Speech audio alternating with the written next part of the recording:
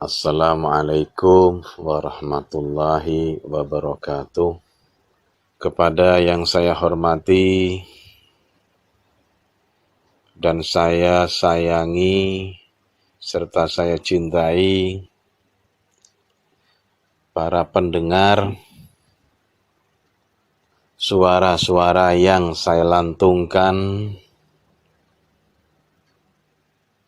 tentang bab negara ini, yaitu negara Indonesia yang kita cintai bersama. Saudara-saudara sekalian, Indonesia adalah negara yang kaya raya, dan Indonesia ini kekayaannya sudah diakui oleh seluruh dunia dari zaman dulu, bahkan juga sampai akhir zaman pun Indonesia masih akan tetap kaya raya. Yang mana kekayaan ini terdiri dari banyak hal, banyak sesuatu yang mendukung Indonesia ini betul-betul menjadi negara yang sangat kaya. Salah satu contoh kekayaan yang ada di Indonesia adalah tentang kebudayaan. Kebudayaan ini tidak pernah dipunyai oleh negara manapun yang ada di bumi ini.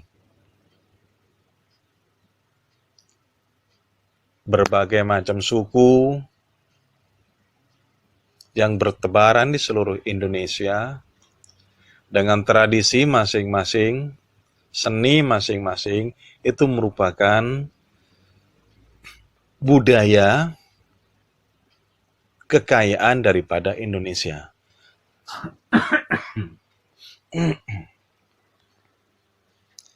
Dan kekayaan ini harus betul-betul dijaga mestinya, dilestarikan mestinya. Dan juga bisa diorbitkan di negara-negara manapun. Juga kekayaan-kekayaan alam yang ada di Indonesia, pertambangan, minyak, tumbuh-tumbuhan, bahkan obat-obatan, seluruh penyakit, segala macam penyakit di Indonesia tersedia. Di Indonesia tersedia. Sekali lagi, di Indonesia sangat tersedia. Tapi kekayaan tersebut hanya berupa benda, wujud benda. Seni pun juga berwujud. Semua ini tentunya akan bisa hancur, bisa lebur, ditelan oleh bumi, apalagi sudah pada waktu akhir zaman. Tapi kekayaan sejati Indonesia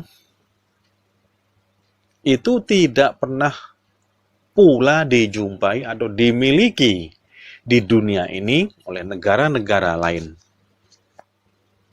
Yang mana di Indonesia disebut adanya harta karun. Saudara-saudara sekalian, harta karun ini persepsi daripada manusia selalu identik harta-harta yang bergelimpangan. Salah satu contoh harta terpendam yaitu berupa emas, harta terpendam yaitu berupa perunggu, harta terpendam yaitu berupa benda-benda lain yang sejenis dengan emas, sejenis dengan perak, sejenis dengan perunggu, bahkan lebih indah lagi daripada itu. Itu persepsi daripada manusia pada umumnya. Tapi sesungguhnya Indonesia mempunyai harta karun yang tidak dipunyai oleh negara-negara lain di bumi pertiwi ini, yaitu harta yang tidak pernah tergali. Apa itu? Tak lain tak bukan adalah Pancasila. Sekali lagi, Pancasila. Pancasila bukan agama. Pancasila bukan kitab suci. Tapi Pancasila adalah sistem hidup di negara yang kaya raya di seluruh dunia ini, yaitu hanya Indonesia. Sekali lagi, Pancasila hanya ada di Indonesia.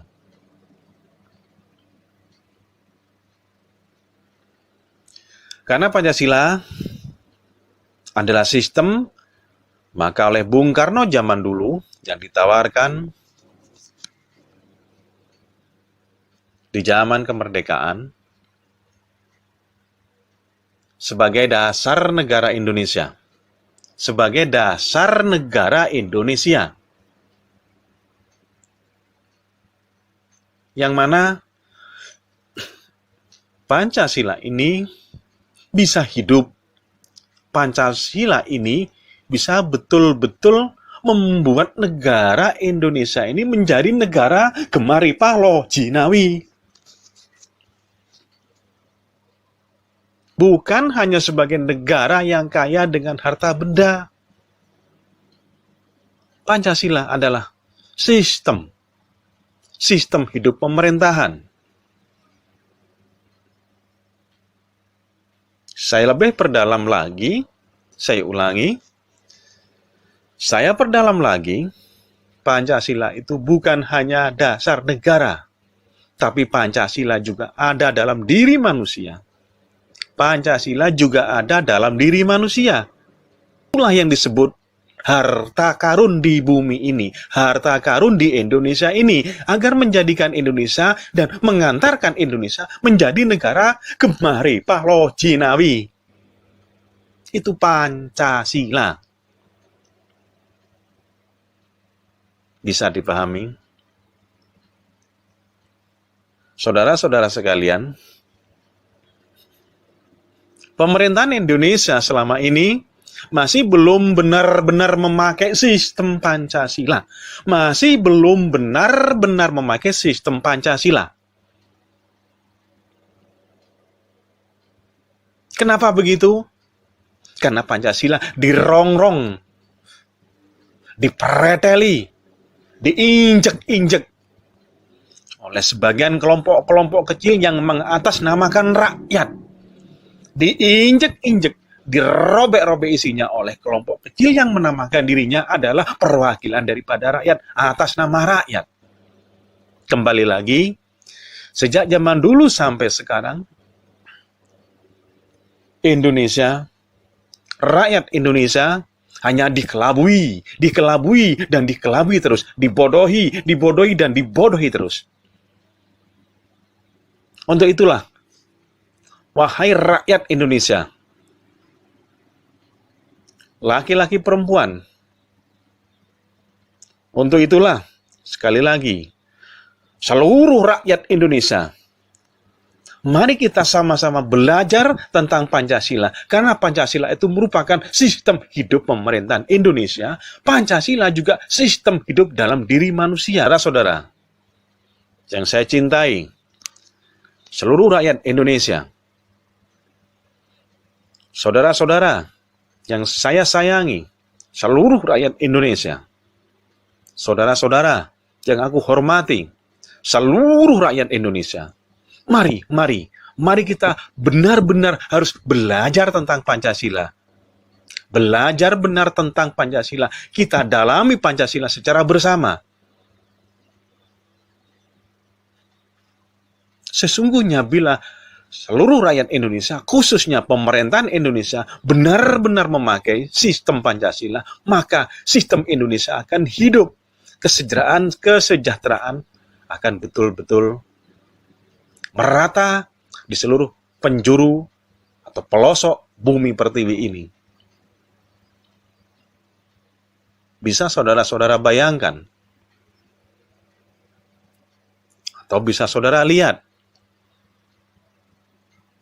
bagaimana kehidupan mereka di pelosok-pelosok negeri ini yang kaya raya. Katanya begitu, kenyataannya nol. Pemerataan masih belum begitu merata.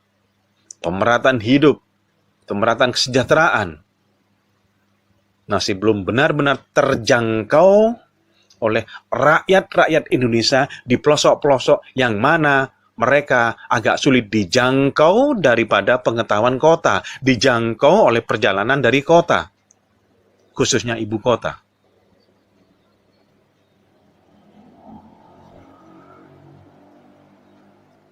Beginilah kehidupan negara ini yang mempunyai sistem yang disebut harta karun, yang mempunyai sistem hidup tidak benar-benar dijalankan di dalam pemerintahan Indonesia. Akhirnya rakyat yang menderita, rakyat yang sengsara, dan rakyat yang betul-betul sakit batinnya.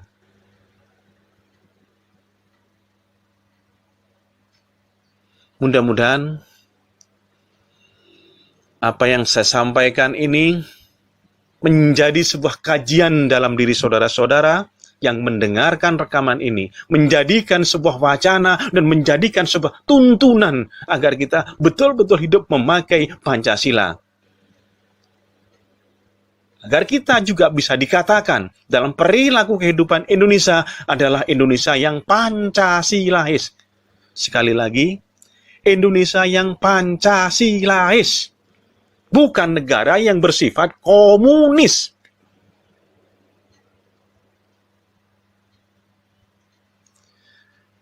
Cukup sekian dulu tentang sedikit prakata tentang Pancasila. Di rekaman-rekaman berikutnya, rekaman-rekaman yang akan saya tayangkan adalah bagaimana cara mendalamkan Pancasila.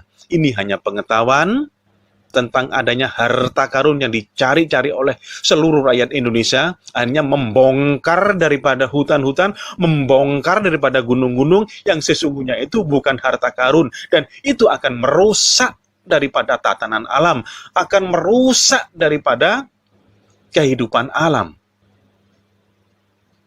Kurang lebihnya saya mohon maaf. Assalamualaikum warahmatullahi wabarakatuh.